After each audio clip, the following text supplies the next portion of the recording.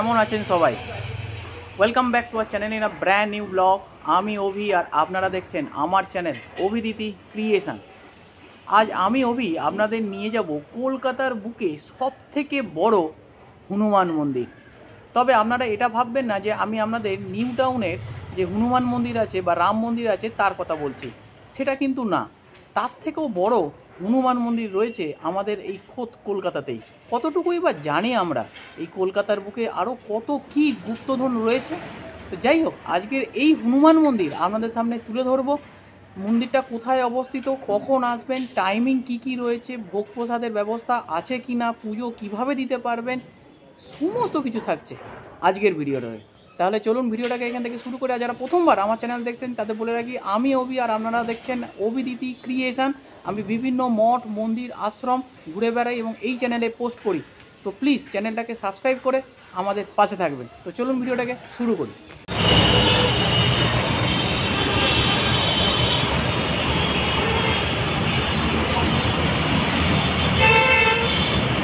এই ক্লক টাওয়ারটা দেখে আপনারা নিশ্চয়ই বুঝতেই পেরে গেছেন আমি কোথায় এসেছি। এটা হচ্ছে এই বিখ্যাত শ্রীভূমি লেক টাউনের সেই ক্লক টাওয়ার। এই ক্লক টাওয়ারের নিচে এখন দাঁড়িয়ে রয়েছি। আমি এলাম হচ্ছে বিধাননগর স্টেশন থেকে, এদিক থেকে বিধাননগর, আর যদি এই দিক থেকে আসেন তাহলে হচ্ছে এয়ারপোর্ট। তো বিধাননগর স্টেশন থেকে আসতে ওই অটোতে মোটামুটি 5 থেকে 7 মিনিট লাগবে। আর এর ঠিক উল্টো দিকেই দেখুন সিমলা বিরিয়ানি, এবং তার পাশ দিয়ে দেখুন একটা রাস্তা চলে গেছে এবং রাস্তাটা দুভাগে ভাগ হয়ে গেছে। আর এই যে দুটো রাস্তা, তার পাশ দিয়ে দেখুন আরও একটি রাস্তা গেছে, যেটা হচ্ছে ক্যানেল সাইড রোড। তো আজকে এই বাল হনুমান মন্দিরে আমাদের যেতে গেলে আমাদের কিন্তু এই ক্যানেল সাইড রোডটা ধরতে হবে। ধরে কিছুটা যদি আমরা যাই, গেলে আরও একটা রাস্তার মোড় পড়বে, ঠিক আছে? এই দিক থেকে আমরা হেঁটে এলাম ক্যানেল সাইড রোড ধরে 2 থেকে 3 মিনিট আসলেই দেখুন একটা রাস্তা, এরকম মেন রাস্তা বাঁ দিকে ঢুকে যাবে। তো এই যে রাস্তা, এই রাস্তায় গেলেই পড়বে আজকের মন্দির।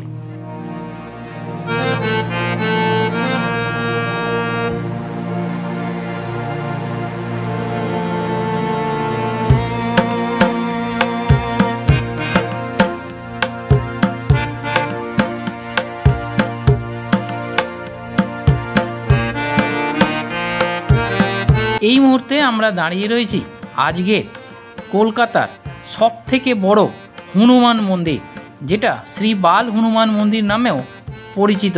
এবং এই মন্দিরটা কলকাতা তথা লেক টাউনের সবথেকে বড় হনুমান মন্দির।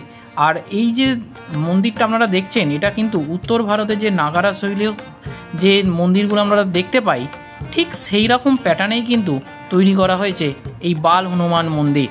এর যে ভেতরের আর্কিটেকচার, মন্দিরের প্রত্যেকটা আর্কিটেকচার যদি আপনারা দেখেন তাহলে বুঝতেই পারবেন সেই নাগারা শৈলীর শিল্পরীতির ছাপ এখানে সম্পূর্ণভাবে ফুটে উঠেছে। এবং এই মন্দিরটা কিন্তু পুরোটাই কিন্তু পাথর দিয়ে তৈরি করা হয়েছে। আর এই মন্দিরের দুটো প্রবেশপথ, আর ঠিক প্রবেশপথের বাইরেই কিন্তু মন্দিরে পুজো দেওয়ার জন্য ডালি পেয়ে যাবেন। আর হনুমানজির পুজো দেবেন, তাই নারকেল তো ফাটাতেই হবে, তাই নারকেলের দোকানও কিন্তু এখানেই পেয়ে যাবেন। আর এখানে একটি বেসিন রয়েছে, এখানে আপনার হাত ধুয়ে তবেই এই মন্দিরে প্রবেশ করবেন।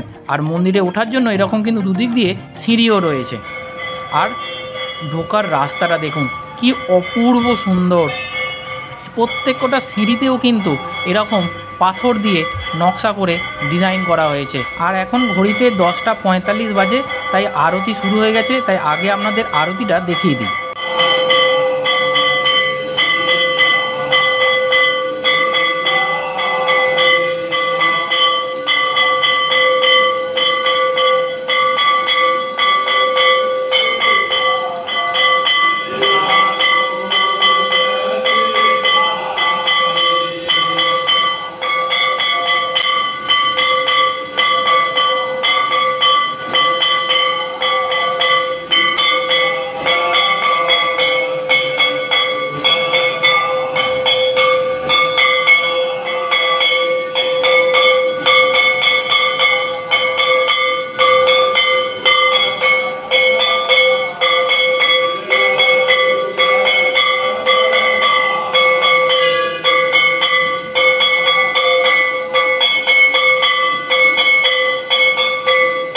আমরা এখন দাঁড়িয়ে রয়েছি মন্দিরের মূল গর্ভগৃহের ভেতরে। আর এই মূল গর্ভগৃহটা কিন্তু ফার্স্ট ফ্লোরে অবস্থিত, যেটা আপনাদের আগেই দেখালাম সিঁড়ি দিয়ে ওপরে উঠে আসতে হবে। আর এই গর্ভগৃহের ভেতরেও দেখুন ঠিক এইরকম একটি ব্যালকনি করে দেওয়া হয়েছে।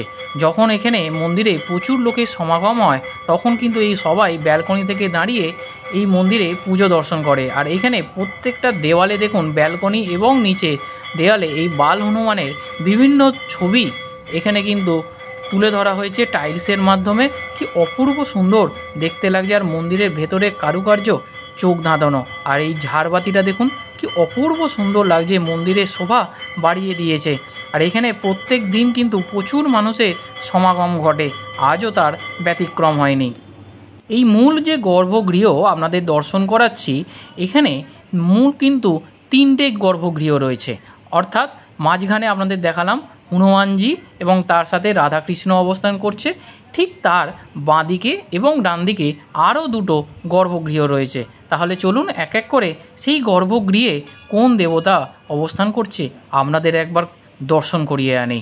তো প্রথমেই আপনাদের নিয়ে এলাম মূল গর্ভগৃহের ডান দিকে অবস্থিত দেবাদিদেব মহাদেবের গর্ভগৃহ। আর কি অপূর্ব সুন্দর আর্কিটেকচার! এখানে যেহেতু শ্রাবণ মাস চলছে তাই প্রচুর দর্শনার্থী কিন্তু এখানে হনুমানজির সাথে সাথে মহাদেবের মাথায় জল ঢালতেও এই মন্দিরে ভিড় জমিয়েছে। আপনারা চাইলেও আসতে পারেন। আর এইখানে মন্দিরের গায়ে লেখা রয়েছে দেখুন, আপনারা যদি এখানে ভোগ প্রসাদ দিতে যান তার যে রেট চার্ট সেটা এখানে লিখে রাখা হয়েছে। আপনারা চাইলে এখান থেকে স্ক্রিনশট নিয়ে মন্দিরে যোগাযোগ করে নিতে পারেন। আর বাঁদিকে আপনাদের যেটা দেখিয়েছিলাম আরও একটি গর্ভগৃহ, যেখানে হচ্ছে বাল হনুমানের ছোটোবেলার বিভিন্ন, অর্থাৎ বাল হনুমান তার ছোটোবেলার মানে ইয়ং বয়সের যে হনুমানজির মূর্তি বিভিন্ন রূপ এখানে তুলে ধরা হয়েছে। মূল গর্ভগৃহে আরতি হয়ে যাওয়ার পরে এই বাল হনুমান এবং তারপরে দেবাদিদেব মহাদেবের আরতি এখানে সুসম্পন্ন হয়, সেই কাজ এখানে কিন্তু এখন চলছে।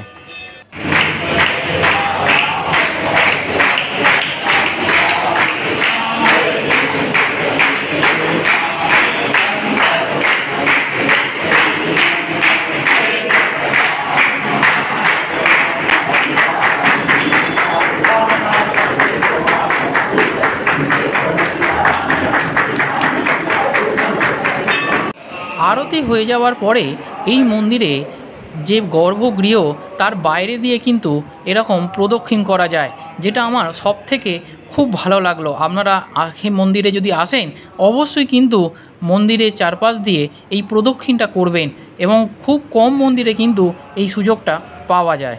এরপরে আপনাদের দেখাই, প্রথম থেকেই যে বলছিলাম যে নাগারা শৈলীর যে শিল্পকলা এখানে দেখতে পাচ্ছেন তার একটা ক্লোজ পিকচার আপনাদের দেখানোর চেষ্টা করছি।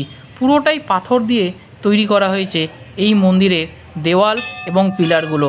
কি অপূর্ব সুন্দর হাতের কাজ! আপনারা দূর থেকে দেখলে হয়তো এটা একটা বাড়ির সাথে গুলিয়ে ফেলতে পারেন, কিন্তু আসলে যে এটা সুউচ্চ মন্দির তা বলাই বাহুল্য। আর মূল যে গর্ভগৃহ তার বাইরে দেখুন, এই দেখুন ঠিক যেরকম আমরা বৈকুণ্ঠে গেলে যে জানলাগুলো দেখতে পাই, যে শিল্প কলাগুলো দেখতে পাই, এখানে কিন্তু সেই রকমই দেখতে পাবেন। আর এখান দিয়ে প্রস্থানের গেট, অর্থাৎ একটা সিঁড়ি দিয়ে উঠে আর একটা সিঁড়ি দিয়ে নেমে যাবে না, সব কটা সিঁড়ির মাথাতেই কিন্তু এরকম ঘন্টা দেওয়া আছে। তো এখান দিয়ে আপনারা প্রস্থান করে দিতে পারেন। আর এই মন্দিরের একটা সাইড ভিউ আপনাদের দেওয়ার চেষ্টা করলাম, যেখান থেকে আপনারা ক্লিয়ারলি বুঝতে পারবেন। আচ্ছা, এবারে তোমাদের এই মন্দিরের টাইমিংটা বলে দিই। মন্দির কিন্তু প্রত্যেক দিন সকাল 6:30 থেকে দুপুর 12:30 অবধি খোলা থাকে, এবং বিকেলে 4টে থেকে 8টা অবধি হচ্ছে এই মন্দির কিন্তু খোলা আছে। এর মধ্যে তোমরা যে কোনো সময় আসতে পারো। যদি আরতি দেখতে হয় তাহলে আমি যে সময় এসেছি, অর্থাৎ 10:15 থেকে 11টা, এই 45 মিনিট ধরে কিন্তু এখানে আরতি হয়ে থাকে, এবং আরতিটা দেখার মতো খুব ভালো লাগবে, বিশ্বাস করো। আর যদি তোমরা পুজো দিতে যাও, বাইরেই দেখালাম পুজো দেওয়ার জায়গা রয়েছে, সেখান থেকে পুজো নিয়ে আলাদা করে পুজোও দিতে পারো। তবে আরতি হওয়ার পরে কিন্তু এখানে পুজো দিতে পারবে, ঠিক আছে? টাইমিং বলে দিলাম, কী করে আসবে সমস্ত কিছু দেখিয়ে দিলাম। আশা করি ভিডিওটা খুব ভালো লেগেছে তোমাদের। কলকাতার বুকে এরকম মন্দির তোমরা জানতে কিনা আমাকে কমেন্ট বক্সে কমেন্ট করে জানিও। আরও যদি এরকম কোনো হনুমান মন্দির তোমাদের জানা থাকে তাহলে বলো, আমি সেটাকে কভার করার চেষ্টা করব। আজকের মতো ভিডিওটাকে এখানেই শেষ করছি। দেখা হচ্ছে খুব তাড়াতাড়ি নতুন একটা ভিডিওতে। স্টে টিউন, ততক্ষণের জন্য টাটা।